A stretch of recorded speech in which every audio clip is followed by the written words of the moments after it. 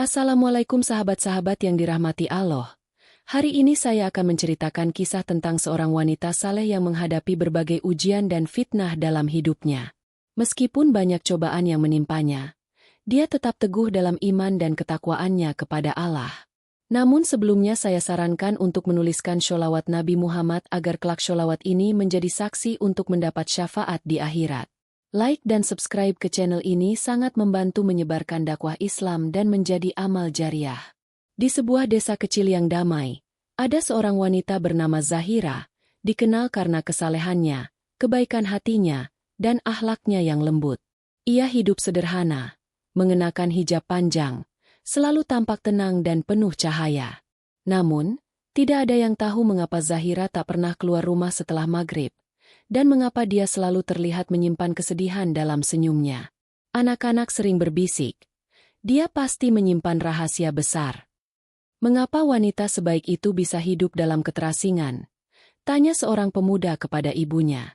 Beberapa tahun sebelumnya, Zahira adalah seorang guru ngaji di kota. Kehidupannya berubah drastis saat dia difitnah oleh rekan dekatnya sendiri karena iri hati. Zahira dituduh merusak rumah tangga orang, padahal dia justru menasihati istri seorang pejabat agar kembali taat pada Allah. Fitnah itu menyebar luas, bahkan di media lokal. Rumahnya dilempari, murid-muridnya ditarik dari majelis, dan keluarganya sendiri mulai meragukannya. Namun, Zahira tidak pernah membalas. Dia justru memperbanyak tahajud, bersedekah diam-diam, dan memohon agar Allah menunjukkan kebenaran di waktunya. Dalam tangisnya, ia sering berdoa, "Ya Allah, cukupkan Engkau sebagai penolongku." Zahira memilih hijrah ke desa yang jauh. Di sana, dia hidup dari hasil menjahit dan menanam sayur di pekarangan. Meski hidup sendiri dan dijauhi karena desas-desus masa lalunya yang sampai ke telinga warga desa, dia tetap istiqomah. Ia mengobati warga dengan herbal, membantu anak-anak yang buta huruf, dan diam-diam membayarkan hutang para janda tua. Matahari sudah hampir tenggelam saat Zahira menutup jendela rumah mungilnya. Angin desa berhembus lembut, membawa bau tanah dan harum melati dari halaman depan.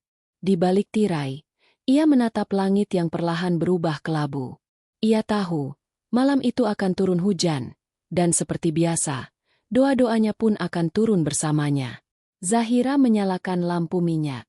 Ia duduk di atas sajadah, membiarkan jari-jarinya menyentuh tasbih yang sudah mulai lusuh.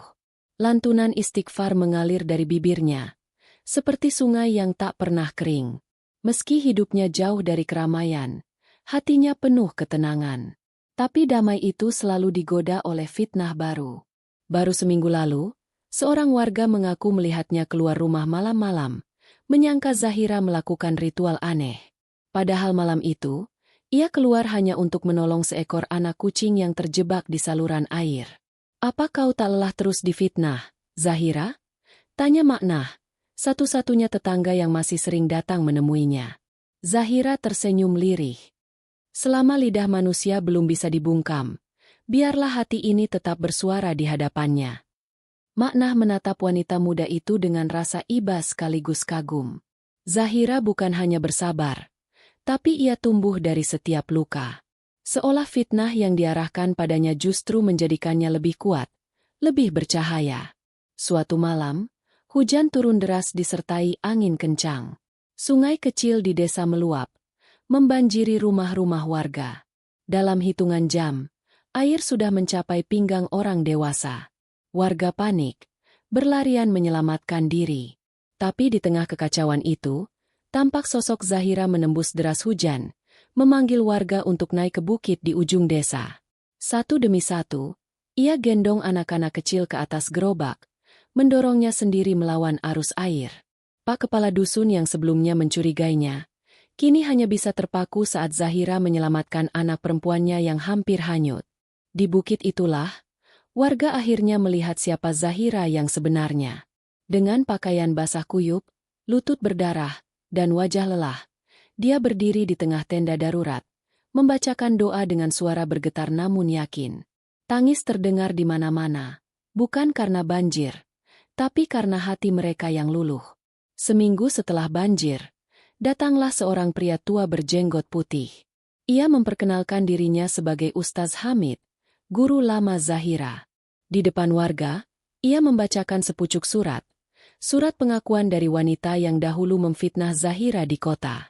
Fitnah itu terbongkar. Kebenaran akhirnya muncul setelah bertahun-tahun. Dan wanita yang kalian tuduh ini, kata Ustaz Hamid sambil menunjuk Zahira, adalah salah satu murid terbaik saya. Hari ini saya datang untuk mengembalikan kehormatannya. Warga pun menangis.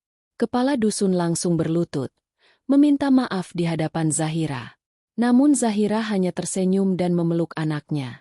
Yang berlalu biarlah menjadi pelajaran, katanya lembut. Ustaz Hamid lalu menawarkan Zahira untuk memimpin pesantren perempuan di desa. Tapi Zahira hanya ingin satu hal, sebidang tanah kecil untuk dijadikan rumah tahfidz bagi anak-anak desa. Rumah tahfidz Zahira kini menjadi tempat paling terang di desa. Setiap subuh, suara tilawah mengalun dari dalamnya. Anak-anak yang dulu buta huruf kini hafal juz amma. Para ibu yang dulu menjauhinya kini duduk bersama, belajar mengaji dan menenun harapan baru. Dan Zahira? Ia masih sama. Duduk bersahaja dengan tasbih di tangan, menulis di buku hariannya. Fitnah adalah api. Ia bisa membakar habis, atau justru menempa menjadi emas. Jika Allah bersama kita, tak ada luka yang sia-sia. Karena cahayanya akan selalu menang, walau disembunyikan dalam kegelapan.